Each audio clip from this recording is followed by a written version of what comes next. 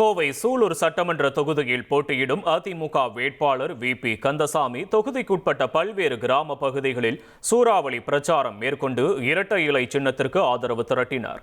பீடம்பள்ளி, பள்ளப்பாளையம் உள்ளிட்ட கிராமங்களுக்கு சென்ற வேட்பாளர் வி.பி. கந்தசாமிக்கு அந்தந்த பகுதி பொதுமக்கள் மற்றும் அதிமுக தொண்டர்கள் உற்சாக வரவேற்பளித்தனர். குறிப்பாக பெண்கள் அவருக்கு ஆரத்தி எடுத்தும் மலர் தூவியும் தங்களது ஆதரவை தெரிவித்தனர். பிரச்சாரத்தின் போது பொதுமக்களிடையே உரையாற்றிய வி.பி. கந்தசாமி அதிமுக மீண்டும் ஆட்சிக்கு வருவது காலத்தின் அவசியம் என வலியுறுத்தினார்.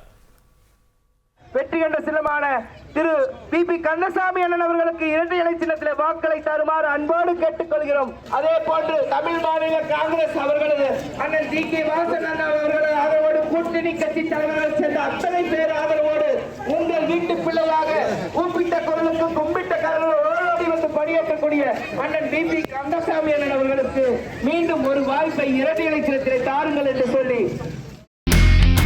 இனி செல்லும் இடமெல்லாம் செய்தி. தந்தை டிவியின் வாட்ஸ்அப் சேனலை ஃபாலோ பண்ணினா செல்ல இருக்கும் இடமெல்லாம் செய்தி. இதோ QR கோட் இப்பவே ஸ்கேன் பண்ணுங்க, ஃபாலோ பண்ணுங்க.